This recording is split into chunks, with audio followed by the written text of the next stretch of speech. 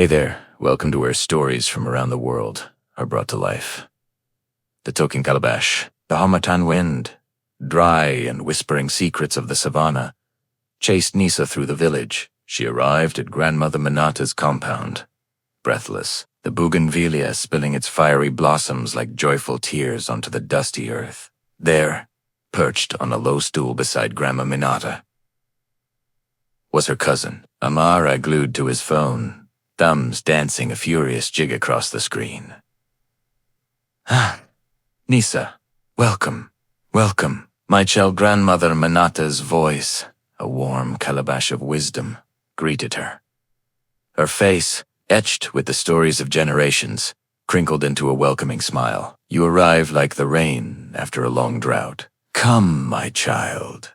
Sit. Amara here is wrestling with the spirits in his little glass box. Known today as smartphone," Amara, without looking up, mumbled a greeting. Nisa rolled her eyes. Spirits, it looks more like he's bewitched by them. "What's so captivating, Amara? Another goat meme?" Amara finally glanced up, a sheepish grin spreading across his face. "It's not just memes, Nisa. I'm learning about our history. This Tikta guru is teaching about Chakazulu." Grandmother Minata chuckled, a sound like pebbles tumbling in a stream. "Chakazulu through a screen. That is like learning to weave from a picture of cloth. The hands that hold the threads, the feel of the loom, the rhythm of the creation, these are the things the screen cannot teach." But Grandma Amara protested, his fingers itching to return to his phone. "It's fast. I can learn about everything. The whole world is in my hand." Grandmother Minata picked up a smooth, worn calabash from beside her. "The world in your hand, you say?" "Indeed. But is it the world you understand?" "This calabash." She held it out, sunlight catching the intricate carvings that told the story of their clan, once held water for your great-grandmother. It sang with the songs of the river, smelled of the earth. "Can your little screen do that?" "Nisa," ever the pragmatist, added. "Amara, the elders say, when an old man dies, a library burns to the ground. You're holding a library? But are you reading the right books? Are you even reading at all?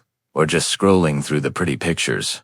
Amara scoffed. "You say I'm not just scrolling. I'm connecting with people, learning new things. You too are stuck in the past. This," he waved his phone, "is the future." Grandmother Minata sighed, a small puff of air that seemed to carry the weight of ages.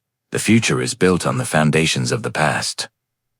Amara, a tree without roots will fall in the first wind. You cannot know where you are going if you do not know where you come from," she continued. "Tell me, Amara, what is the meaning of the Ubuntu that everyone talks about online?" Amara shifted uncomfortably. It's like community and helping others." "Right, Grandmother."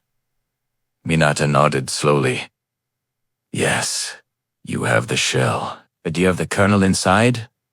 Ubuntu is more than just a word. It is the air we breathe, the water we drink. It is the way we greet a stranger, the way we share our last morsel of food. It is the understanding that I am because we are. You cannot learn that from a screen, Amara.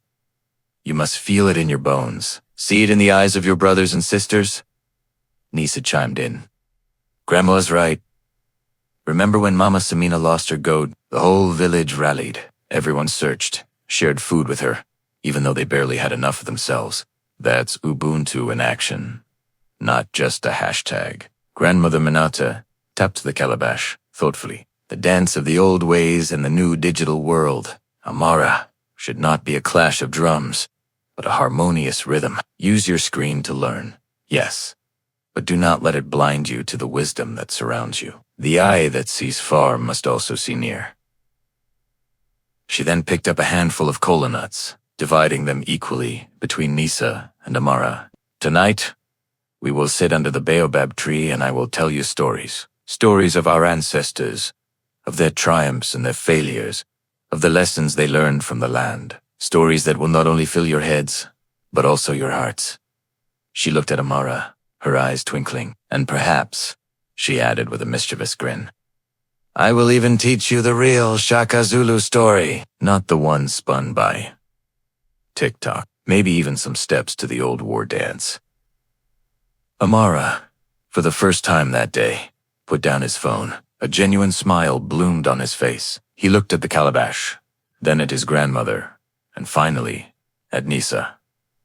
Perhaps, he thought, the ancient wisdom wasn't so dusty and irrelevant after all. Perhaps the true magic wasn't in the screen, but in the voices of the elders and the stories etched on their faces. "Okay, Grandma," he said, the digital spell broken. "Tell me about the old ways. And maybe I can use my phone to record your stories, so they don't disappear when you..." He trailed off, suddenly shy. Grandmother Minato chuckled again, a sound full of love and understanding. "That, Amara," she said, "is the true dance of the old and the new. A river that knows its source will never run dry." She then took his hand, her touch surprisingly strong, and held it alongside Nisa's. "Together," she said, "you will learn to navigate this world, honoring the past while embracing the future. But remember this, always. Character is like pregnancy. It cannot be hidden. Let your actions be worthy of your ancestors, and let your light shine brightly for generations to come." And as the sun dipped below the horizon, painting the sky in hues of orange and purple, the three of them walked towards the ancient baobab tree, ready to listen to the whispers of the past and ready to weave a future worthy of their heritage. The calabash, silent for now, seemed to hum with the promise of stories yet to be told, lessons yet to be learned, and a dance between tradition and technology that would echo through the generations. And so, under the watchful gaze of the baobab tree, stories unfolded, weaving a tapestry of tradition, technology, and the timeless wisdom of the talking Calabash. Each tale Grandmother Minato shared was a thread in this tapestry, connecting the past with the present, and reminding them that the true magic lay in the harmony between the old ways and the new. Have you ever felt torn between honoring your traditions and embracing the modern world? How do you keep your culture alive in a rapidly changing world? Share your thoughts in the comments below. And if you enjoyed today's story, don't forget to give a thumbs up and subscribe for more. Thanks for listening.